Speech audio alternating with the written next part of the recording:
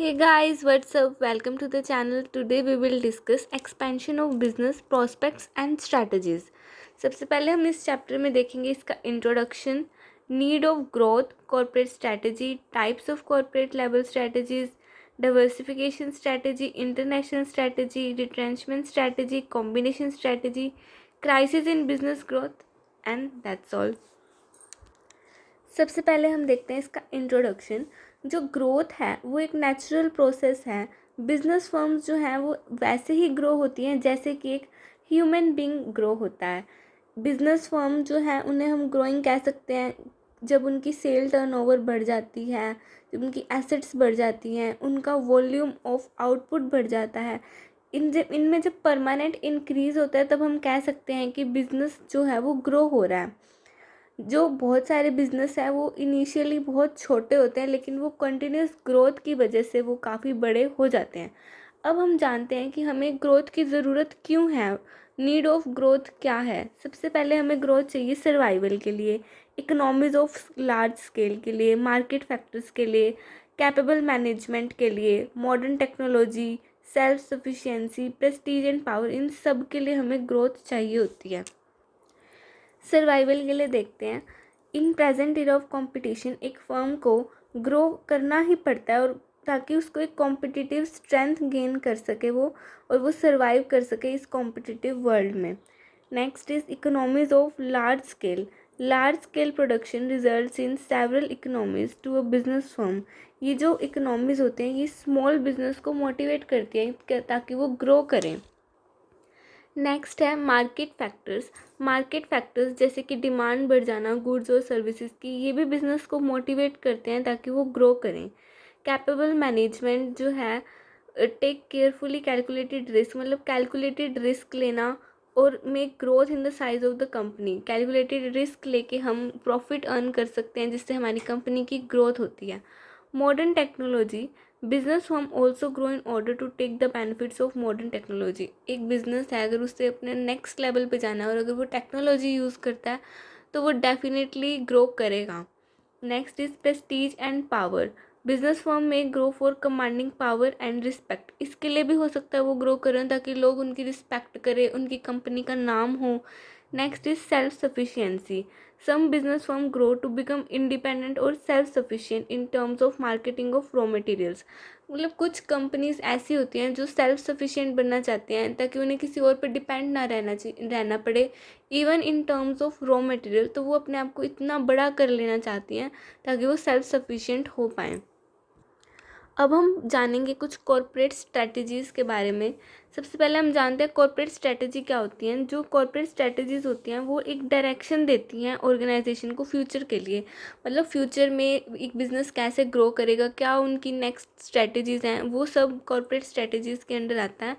अब देखते हैं इसमें क्या होता है. What business should a firm compete in. मतलब फर्म को किस टाइप का बिजनेस करना चाहिए, वो अपने रिसोर्सेज को कैसे एलोकेट करेगी. How and when to transfer resources from one business to other. एक ऑर्गेनाइजेशन के अंदर अंदर ही वो अपने रिसोर्सेज को कैसे और कब ट्रांसफ़र करेगी एक बिज़नेस से दूसरे बिज़नेस के अंदर. How can coordinate and manage business to create a synergy. वो एक सिनर्जी कैसे क्रिएट करेगी, ये सब होता है कॉर्पोरेट स्ट्रैटेजीज़ के अंदर. अब हम देखते हैं types of corporate level strategies या ग्रैंड स्ट्रैटेजीज़ जिन्हें कहते हैं. जो कॉर्पोरेट लेवल स्ट्रैटेजीज़ हैं इनमें भी कुछ टाइप्स होते हैं. अब जैसे strategic alternatives provide the answer of many important question, जैसे कि वेदर टू कंटिन्यू और change the business of the enterprise to achieve its corporate objective. अगर हमें हमारे कॉर्पोरेट ऑब्जेक्टिव्स को अचीव करना है तो क्या हमें जो भी हमारा बिजनेस है उसे कंटिन्यू रखना चाहिए या उसको में थोड़ा चेंज करना चाहिए. तो इस चीज़ को ध्यान में रखते हुए 4 बड़ी ग्रैंड स्ट्रैटेजिक अल्टरनेटिव्स बताए गए जो कि हैं स्टेबिलिटी, एक्सपेंशन और growth, retrenchment and any combination of these 3. इन तीनों का कोई भी कॉम्बिनेशन. देखते हैं ग्रैंड स्ट्रैटेजीज में क्या है. First is stability strategy. इसमें हम क्या देखेंगे. When an organization attempts at incremental improvement of its functional performance. एक ऑर्गेनाइजेशन जब अटैम्प्ट करती है मतलब वो चाहती है कि थोड़ा थोड़ा करके ही हम हमारी फंक्शनल परफॉर्मेंस को इम्प्रूव करें, वो आता है स्टेबिलिटी स्ट्रैटेजी के अंडर. नेक्स्ट है expansion strategy. When an organization aims at high growth, मतलब एक्सपेंशन नाम से ही पता चल रहा है, जब एक ऑर्गेनाइजेशन का मोटिव होता है कि वो हाई ग्रोथ करे तो वो एक्सपेंशन स्ट्रैटेजी को अडॉप्ट करती है। नेक्स्ट है रिट्रेंचमेंट स्ट्रैटेजी। अब जब एक ऑर्गेनाइजेशन चाहती है कि वो अपनी एक्टिविटीज़ में कॉन्ट्रैक्शन करे, मतलब अपनी एक्टिविटीज़ को थोड़ा कम करे, तो मतलब इतनी नीड नहीं है उन रिसोर्सेज की, तो हम उन्हें थोड़ा कट ऑफ करें, तो वो आता है रिट्रेंचमेंट स्ट्रैटेजी के under. Next is combination strategy, adopt a mixture of stability, expansion and retrenchment strategy. इन तीनों में से किसी का भी मिक्सचर जब लेते हैं उसे हम कॉम्बिनेशन स्ट्रैटेजी कहते हैं। So let's get started with stability strategy. Stability strategy is related with continuing its current or present activities without any significant change in direction। मतलब कि जो भी हम कंटिन्यू करें, जो हम कर रहे हैं, जो हमारी करंट या प्रेजेंट एक्टिविटीज़ हैं उन्हें ही हम कंटिन्यू करते रहें, वो स्टेबिलिटी स्ट्रेटजी में आएगा। मतलब हमें हमारी जो करंट डायरेक्शन है उसमें कुछ भी चेंज नहीं करना। स्टेबिलिटी का मतलब ही यही है कि हम स्टेबल रहें अपनी पोजीशन पे। अब देखते हैं स्टेबिलिटी स्ट्रेटजी अडॉप्टेड कब अडॉप्ट की जाती है, जब प्रेडिक्टेबल एनवायरनमेंट होता है। ये उन्हीं का ऑर्गेनाइजेशन के लिए अप्रोप्रिएट है which are operating in reasonably predictable environment, जिनके यहाँ एनवायरनमेंट प्रिडिक्ट किया जा सकता है कि आगे आने वाले टाइम में ये होगा। जहाँ ये चीज़ नहीं हो सकती, प्रिडिक्शन नहीं हो सकती, वहाँ पे स्टेबिलिटी स्ट्रेटजी अडॉप्ट नहीं की जाती। नेक्स्ट है पॉपुलर विद स्मॉल बिजनेसेस। बहुत सारे स्मॉल बिजनेस जो होते हैं उनमें बहुत पॉपुलर है ये स्टेबिलिटी स्ट्रेटजी, क्योंकि वो स्टेबल रखते हैं अपनी जो भी ऑपरेशंस होते हैं, जो भी उनकी एक्टिविटीज़ होती हैं, उन्हें वो स्टेबल रखते हैं। Useful in the short run, जो ये स्टेबिलिटी स्ट्रेटजी है ये शॉर्ट रन में बहुत यूज़फुल है, लेकिन अगर हम इसको लंबे समय तक करते रहें तो ये डेंजरस बहुत है ऑर्गेनाइजेशन के लिए। अब हम देखते हैं टाइप्स ऑफ स्टेबिलिटी स्ट्रेटजी। मतलब जो स्टेबिलिटी स्ट्रेटजी हैं इसके फर्दर 3 टाइप्स होते हैं। First is pause, proceed with caution strategy, no change strategy and profit strategy. सबसे पहले देखते हैं पॉज या प्रोसीड विद कॉशन स्ट्रेटजी। ये एक ऐसा टाइम आउट की तरह है और एक ऑर्गेनाइजेशन को प्रोवाइड करता है अपॉर्चुनिटी ताकि वो रेस्ट करे या टेस्ट करे ग्राउंड को before moving to full fledge growth और रिट्रेंचमेंट स्ट्रेटजी। ये एक टाइप की टेम्परेरी स्ट्रेटजी है जिसको यूज़ किया जाना चाहिए until the changes take place in particular environmental situation. मतलब कि एक इसमें ये कह रहा है कि एक बार रुक जाएं जो भी ऑर्गेनाइजेशन की स्ट्रेटजी। इसमें ये भी कह रहा है कि जब मतलब कुछ भी लॉन्च करने से पहले एक पैच टेस्ट कर लेना चाहिए, यानी कि ग्राउंड को एक बार टेस्ट कर लेना चाहिए कि हमें इसमें जाना भी चाहिए या नहीं जाना चाहिए। नेक्स्ट है नो चेंज स्ट्रैटेजी। जैसा कि इसका नाम बता रहा है कि इसमें हमें कुछ भी नया नहीं करना होता। ये बताता है कि organization has made a choice to continue with present operation and policy, और वो बिल्कुल ठीक है उनकी प्रेजेंट पॉलिसी, तो उसी से ही हमें कंटिन्यू करना चाहिए। Next is profit strategy. Profit strategy तभी यूज़फुल है जब only to help a company to get through temporary difficulty. अगर कंपनी के पास कोई डिफ़िकल्टी आई उससे टेम्परेरीली निकलने के लिए प्रॉफिट स्ट्रैटेजी सही है। ये एक अटैम्प्ट है ताकि हम आर्टिफिशियली सपोर्ट कर सके प्रॉफिट्स को जब कंपनी की सेल्स जो हैं वो कम हो रही हैं। बाय रिड्यूसिंग इन्वेस्टमेंट हम हमारी इन्वेस्टमेंट को एक बार कम कर दें, और जो शॉर्ट टर्म जो हमारे एक्सपेंडिचर हैं उनको भी थोड़ा कम कर दें ताकि हमारी जो डिफ़िकल्टी है कंपनी की उससे हम निकल पाएँ। Our second strategy is expansion या ग्रोथ स्ट्रैटेजी। जैसे कि इसका नेम बता रहा है, इसका मतलब यही होता है कि हम एक ऑर्गेनाइजेशन अपने आप को एक्सपेंड करना चाहती है तो वो कौन कौन सी स्ट्रैटेजीज अडॉप्ट करेगी। Like organization which aim at high profit, उनके लिए है ये। पॉपुलर कॉर्पोरेट स्ट्रैटेजी, ये कॉर्पोरेट में बहुत पॉपुलर है। Essential for the organization working in growing industries, जो ऑर्गेनाइजेशंस उनके लिए ज़रूरी है जो ग्रोइंग इंडस्ट्री में काम कर रही हैं जहाँ पे ग्रोथ है। Another name of growth strategy का दूसरा नाम ही एक्सपेंशन स्ट्रेटजी है। हम एक्सपेंड कैसे कर सकते हैं, मर्ज के थ्रू, एक्विजिशन के थ्रू, मतलब किसी कंपनी को एक्वायर कर लिया या जॉइंट वेंचर कर लिए या स्ट्रेटेजिक अलायंस कर लिया, इन सब के थ्रू हम हमारी कंपनी या ऑर्गेनाइजेशन को एक्सपेंड कर सकते हैं। Now the question arises that what are the reasons for adopting expansion और growth strategy? Like हमें expand करना ही क्यों है? Number first is provide economies of scale. जो एक्सपेंशन स्ट्रेटजीज़ हैं ये ऑर्गेनाइजेशन को हेल्प करती है ताकि वो लार्ज स्केल प्रोडक्शन को अचीव कर सके, ज़्यादा से ज़्यादा प्रोडक्शन कर सके और ऑर्गेनाइजेशन को इकोनॉमीज ऑफ स्केल प्रोवाइड कर सके। Second point is increase profitability. Expansion strategies जो है वो एक इम्पॉर्टेंट रोल प्ले करती है ऑर्गेनाइजेशन के प्रॉफिट्स को इंक्रीज करने के लिए। Next is provide leadership position. Expansion strategies जो हैं वो ऑर्गेनाइजेशन की हेल्प करते हैं ताकि वो मार्केट में अपनी एक पोजीशन बना सके, लीडरशिप पोजीशन अचीव कर सके। Next is survival. कई बार हमें एक्सपेंशन तब भी करनी पड़ जाती है क्योंकि हमारा सर्वाइव करना मुश्किल हो जाता है, तो अगर हम सर्वाइव करना चाहते हैं इस कॉम्पिटिटिव मार्केट में तो हमें एक्सपेंड करना ही पड़ेगा। नेक्स्ट हम देखते हैं कैटेगरीज ऑफ एक्सपेंशन या ग्रोथ स्ट्रेटजी। इसमें दो इसकी कैटेगरी हैं। First is concentration strategy, second is integration. लेकिन डाइवर्सिफिकेशन एंड इंटरनेशनल स्ट्रेटजीज भी इसी का ही पार्ट हैं। So there are total 4 parts of expansion strategies. First is concentration strategy, second is integration strategy, third is diversification strategy and fourth is international strategy.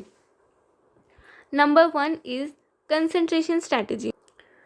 सबसे पहले हम इस कंसंट्रेशन स्ट्रैटेजी का मतलब ये है कि सबसे सिंपल और फर्स्ट लेवल टाइप है एक्सपेंशन स्ट्रैटेजी में। इस स्ट्रैटेजी के अकॉर्डिंग एक ऑर्गेनाइजेशन को मूव नहीं करना चाहिए आउटसाइड द ऑर्गेनाइजेशन की जो भी करंट रेंज है प्रोडक्ट और सर्विसेज की, उससे बाहर इसको नहीं जाना चाहिए। ऐसा हो सकता है कि अट्रैक्ट किया जाए कस्टमर को, उसी कस्टमर को बाय इंटेंसिव एडवर्टाइजिंग, ज़्यादा से ज़्यादा एडवर्टाइजिंग करके। जब हम हमारे एफर्ट्स को इंटेंसिफाई करेंगे तो फर्म जो है वो ज़्यादा से ज़्यादा सेल्स कर पाएगी और मार्केट शेयर जो है उस करंट प्रोडक्ट लाइन का वो काफ़ी तेज़ी से बढ़ेगा। ये एक सक्सेसफुल इंटरनल ग्रोथ स्ट्रेटजी है उन ऑर्गेनाइजेशंस के लिए जिनका प्रोडक्ट और सर्विस जो है फाइनल स्टेज पे है प्रोडक्ट लाइफ साइकिल के। तो इसके 3 इम्पॉर्टेंट कंसंट्रेशन स्ट्रेटजीज़ हैं। First is market penetration, second is market development, third is product development. सबसे पहले मार्केट पेनिट्रेशन क्या होता है? Selling more products to the same market. मतलब कि उसी मार्केट को, मार्केट वही है, हमें हमारे प्रोडक्ट्स ज़्यादा से ज़्यादा सेल करने हैं। मार्केट डेवलपमेंट में क्या होता है? Selling same products to new market. मतलब हम न्यू मार्केट में निकलेंगे, हमारे सेम प्रोडक्ट्स को हम न्यू मार्केट्स में सेल करेंगे। थर्ड इज़ प्रोडक्ट डेवलपमेंट, मतलब selling new products to the same market. अब मार्केट वही है बट हम हमारे न्यू प्रोडक्ट्स लॉन्च करेंगे, हम अपने प्रोडक्ट पे काम करके नए प्रोडक्ट्स लॉन्च करके सेम मार्केट को प्रोवाइड करेंगे। Let's discuss it in detail. Number 1 is market penetration. C. Market penetration seeks to increase market share for existing product in the existing market through greater marketing efforts। मतलब market हमारी वही है but हमें ज़्यादा से ज़्यादा product cell करने हैं बाय मार्केटिंग एफर्ट्स को ज़्यादा से ज़्यादा करके, लाइक इंटेंसिफाइंग एडवर्टाइजिंग करके। Market penetration is generally achieve through the following 3 major approaches. Like सबसे पहले तो सेल बढ़ा दो करंट कस्टमर की। सेकंड है अट्रैक्टिंग कॉम्पिटिटर्स कस्टमर, जो कॉम्पिटिटर है उसके कस्टमर को अट्रैक्ट करो। Third, attracting non users to buy the product, जो उस प्रोडक्ट के यूज़र्स नहीं भी हैं उन्हें भी फोर्स करो, उन्हें भी मतलब कन्विंस करो ताकि वो अपना प्रोडक्ट, हमारा प्रोडक्ट ख़रीदें। नॉन यूज़र्स को भी अट्रैक्ट करवाना कि वो हमारे प्रोडक्ट को परचेज़ करें। अब हम देखते हैं ये सब चीज़ें होंगी कैसे। Increasing sales to the current customer, इसका मतलब क्या है कि हम क्या करेंगे? Increases the size of the purchase, जो भी हमारी परचेज़ है हम उसका साइज़ बढ़ा देंगे, एडवर्टाइजिंग बढ़ा देंगे। Providing price incentives for increase use, ज़्यादा से ज़्यादा यूज़ करेंगे तो उनके लिए हम प्राइस इंसेंटिव्स रखेंगे। फॉर एग्ज़ाम्पल, अगर हम प्रमोट करें कि हमें दिन में 2 टाइम्स ब्रश करना चाहिए तो जो सेल है टूथपेस्ट की करंट कस्टमर के लिए वो डबल हो जाएगी sale. Like attracting competitors customer, अब हमें कॉम्पिटिटर के कस्टमर को भी अट्रैक्ट करना है तो हम ये कैसे करेंगे? इंक्रीजिंग प्रोमोशनल एफर्ट्स, ज़्यादा से ज़्यादा प्रमोशन करके हमारे प्रोडक्ट्स की। मेकिंग शार्पर ब्रांड डिफ्रेंशिएशन, हम हमारा ब्रांड का जो डिफ्रेंशिएशन है वो दिखाएंगे उनको। And offer of price cut या स्कीम्स, मतलब कोई भी स्कीम देके बाय 1 गेट 1 फ्री, इस तरह से करके भी हम अपने कॉम्पिटिटर के कस्टमर को अट्रैक्ट कर सकते हैं। Next is attracting non users to buy the product, अगर हमें नॉन यूज़र्स को कहना है, कन्विंस करना है कि हमारे प्रोडक्ट को बाय करें, वो कैसे करेंगे? Inducing trial use with the help of sampling, price incentives. Like अगर हमें किसी न्यू टूथपेस्ट को लॉन्च करना है, अगर हमें उसका ट्रायल देना है तो हम क्या करेंगे? पाउच में उनको फ्री सैम्पल देंगे कि आप एक बार यूज़ करके देखिए, अगर आपको हमारा प्रोडक्ट अच्छा लगे तो आप उसे दोबारा परचेज़ कीजिए।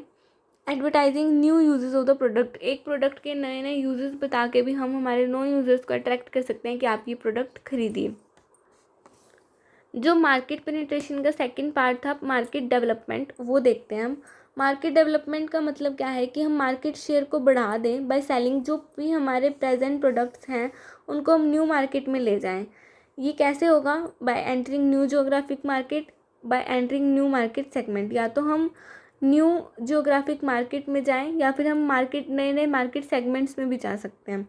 अब इसमें देखते हैं न्यू जियोग्राफिक मार्केट में जाने का मतलब क्या है कि हम रीजनल एक्सपेंशन कर लें, हमारा नेशनल एक्सपेंशन कर लें या इंटरनेशनल एक्सपेंशन कर लें।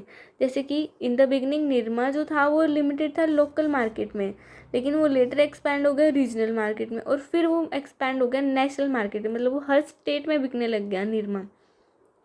नेक्स्ट है bye entering new market segment. अगर हम नए मार्केट सेगमेंट में जाते हैं उसका मतलब क्या है? Developing new versions of product to appeal to other segments using channels of distribution, channel of distribution का यूज़ किया जाए, using other media of advertising, उन्हें यूज़ किया जाए। इसका एग्जाम्पल हम दे सकते हैं, Hindustan Lever entered in the low price detergent segment by introducing a low price detergent Wheel. मतलब जो हिंदुस्तान लीवर है वो एंटर करी लो प्राइस डिटर्जेंट सेगमेंट में, जिसका नाम रखा गया व्हील। तो अब देखते हैं appropriateness of market development strategy, कितनी कहाँ हद तक एप्रोप्रिएट है। देखिए, जब there is excess production capacity available हो फर्म में तब ये इफेक्टिव होगी। जब इंडस्ट्री जो है वो ग्लोबल बन रही हो तब अप्रोप्रिएट होगी। जब यहाँ पे अनटैप्ड मार्केट रहती हो, एग्जिस्ट करती हो, तब ये अप्रोप्रिएट होगी। और जहाँ पे न्यू चैनल ऑफ डिस्ट्रीब्यूशन भी अवेलेबल हो तब ये मार्केट जो है, ये स्ट्रैटेजी अप्रोप्रिएट होगी। नेक्स्ट हम देखते हैं product development. This is our third part. See product development seeks to increase the market share by developing new और improved products for present market। Product development जो है वो देखते हैं कि इंक्रीज द मार्केट शेयर, वो मार्केट शेयर बढ़ाता है बाय डेवलपिंग न्यू, मतलब हमें अब हमारे प्रोडक्ट को इम्प्रूव करना है, उसे डेवलप करना है प्रेजेंट मार्केट के लिए ही। See increase the market share by developing new और improve products to the present markets. It can be achieved through developing new product features, product में नए फीचर्स लाए जाएँ, डेवलपिंग क्वालिटी वेरिएशन, कुछ क्वालिटी में वेरिएशन किया जाए, या डेवलपिंग एडिशनल मॉडल्स या उसके ही साइज़ अवेलेबल कराए जाएँ। फॉर एग्जांपल, हिंदुस्तान लीवर जो है वो keeps on providing improved version देता रहता है कस्टमर प्रोडक्ट्स के, और adding new brand time to time वो करता रहता है with the purpose to maintain अपना मार्केट शेयर मेंटेन करने के लिए। Appropriateness of product development strategy, ये कब कहाँ हद तक अप्रोप्रिएट है? When the products of the firm are in maturity stage of product life cycle. जब प्रोडक्ट लाइफ साइकिल में जो प्रोडक्ट्स हैं फर्म के वो मैच्योरिटी स्टेज में हों।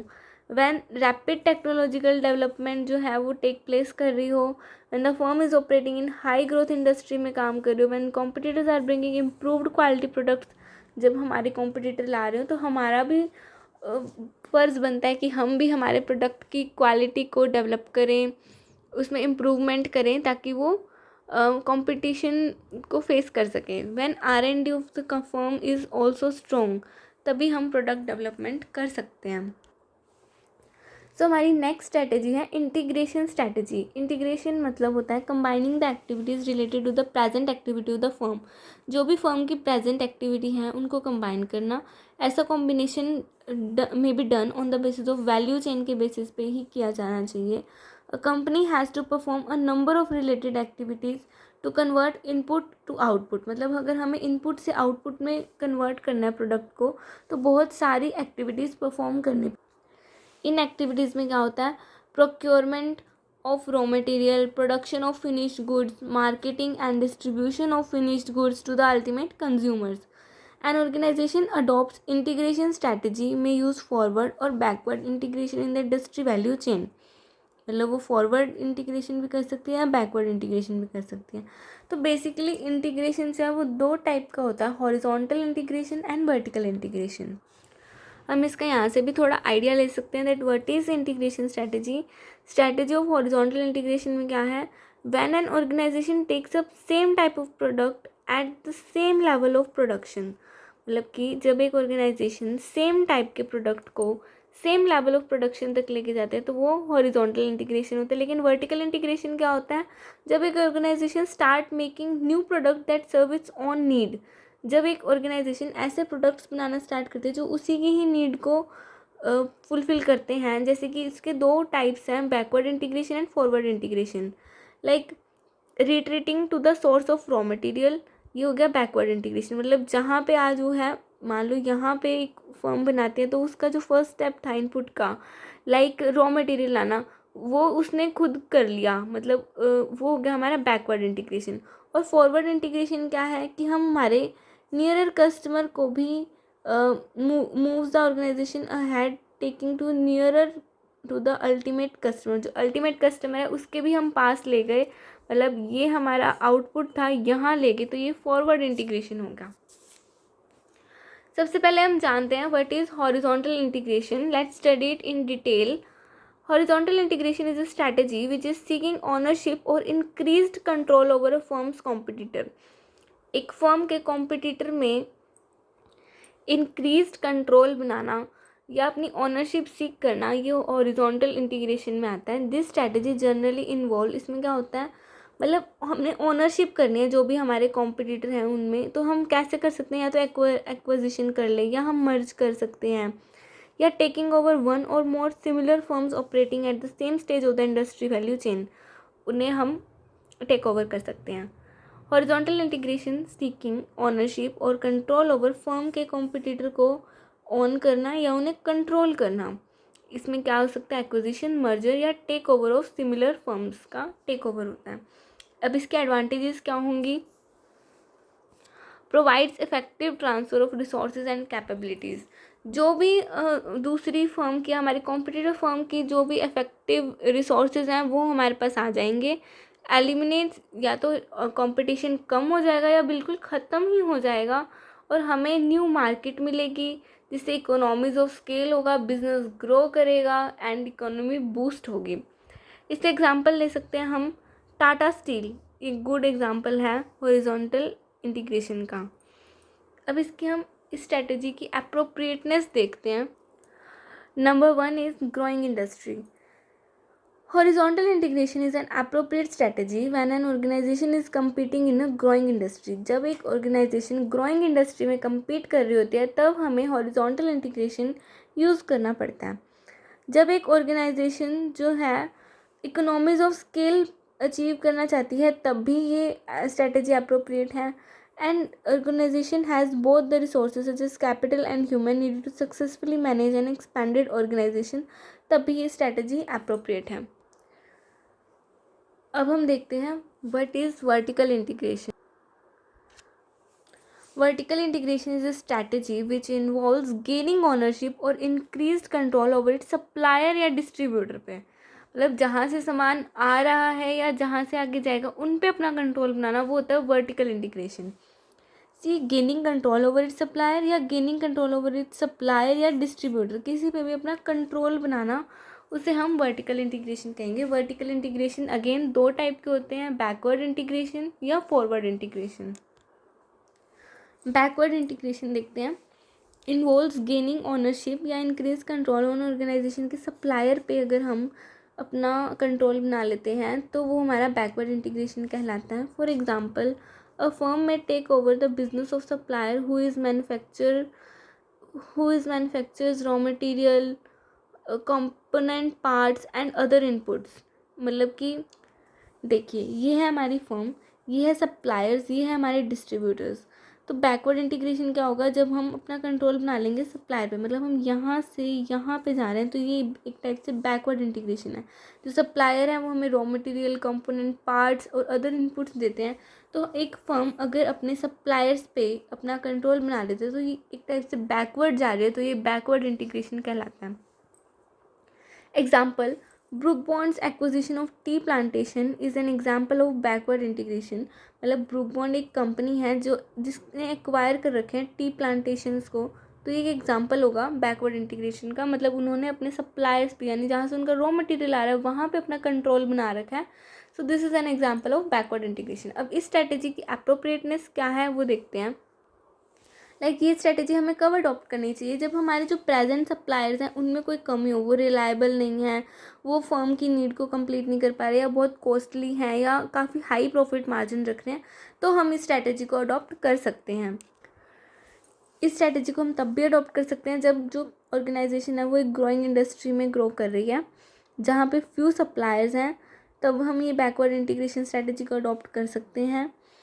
एंड अवेलेबिलिटी ऑफ रिसोर्सेज ये अडॉप्ट तब भी की जाती है जब ऑर्गेनाइजेशन के पास सारे रिसोर्सेज हैं, जैसे कि कैपिटल और ह्यूमन, ताकि वो जो न्यू बिजनेस है उसे सक्सेसफुली मैनेज कर सकें।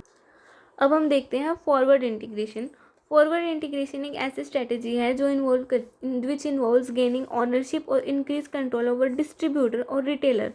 जब हम रिटेलर या डिस्ट्रीब्यूटर पे अपना कंट्रोल बनाते हैं, again see this is a firm, ये इसके सप्लायर्स हैं, ये इसके डिस्ट्रीब्यूटर हैं, अब ये अपने डिस्ट्रीब्यूटर पे अपना कंट्रोल बना रही है, तो ये फॉरवर्ड जा रही है and it is called a forward integration, यानी गेनिंग ऑनरशिप और इंक्रीज कंट्रोल ओवर डिस्ट्रीब्यूटर और रिटेलर्स। इन पे अपना हम एक्वायर कर लें या इन पे ओनरशिप गेन कर लें, दैट इज़ फॉरवर्ड इंटीग्रेशन। इसका एग्जांपल है textile firm like Reliance has resorted to forward integration in opening their own showrooms. वो अपने खुद के शोरूम्स खोलते हैं, उनका अपना खुद का एक रिटेल होता है, आउटलेट होता है, जिससे वो अपना बिजनेस करते हैं। अब इस स्ट्रैटेजी की अप्रोप्रिएटनेस जो है वो सेम है, वो इन सिचुएशन में अडॉप्ट की जा सकती है सेम लाइक प्रेजेंट डिस्ट्रीब्यूटर की लिमिटेशन है कि वो काफ़ी एक्सपेंसिव हैं, नॉन रिलायबल हैं, इनकेपेबल हैं फर्म की नीड को कंप्लीट करने के लिए, और वो हाई प्रॉफिट मार्जिन रख रहे हैं। Again non availability of qualitative distributors नहीं है, ग्रोइंग इंडस्ट्री है, रिसोर्सेज जो हैं वो अवेलेबल हैं ऑर्गेनाइजेशन के पास, ताकि वो अपनी जो भी नीड्स हैं उसे फुलफ़िल कर पा रही है और अपने बिजनेस को सक्सेसफुली मैनेज कर पा रही है। वर्टिकल इंटीग्रेशन स्ट्रैटेजी की कुछ एडवांटेजेस हैं हमारे पास, लाइक सिक्योर सप्लाई और डिस्ट्रीब्यूशन। ये बहुत ज़्यादा हेल्पफुल है सप्लाई ऑफ इनपुट या डिस्ट्रीब्यूशन ऑफ आउटपुट में। न्यू अपॉर्चुनिटीज़, जो वर्टिकल इंटीग्रेशन स्ट्रैटेजी है वो एक्सेस देती है न्यू बिजनेस अपॉर्चुनिटी और टेक्नोलॉजी को। No need of deals, vertical integration strategy results elimination of need to deal with the number of suppliers और distributor. उनसे डील करने के जो झंझट होता है उससे वो एलिमिनेट करती है। बट इसकी कुछ डिसएडवांटेजेस भी हैं, like need of capital investment. अगर एक फर्म को ये स्ट्रैटेजी अडॉप्ट करनी है तो उसके पास सबसे पहले कैपिटल होनी चाहिए, जिससे कि क्या होता है फाइनेंशियल रिसोर्सेज में लैकिंग हो जाती है, जो कि obviously not good for organization. कई बार क्या होता है जो आउटसोर्सिंग है वो कॉस्टली हो जाती है, कंपोनेंट पार्ट्स की में भी cheaper then in house manufacturing. अगर वो इन हाउस करते तो उन्हें सस्ता पड़ता। Capacity matching problems, vertical integration strategy results in capacity matching problems भी कई बार हो जाती हैं। रिसोर्सेज की कमी हो जाती है, स्किल्स एंड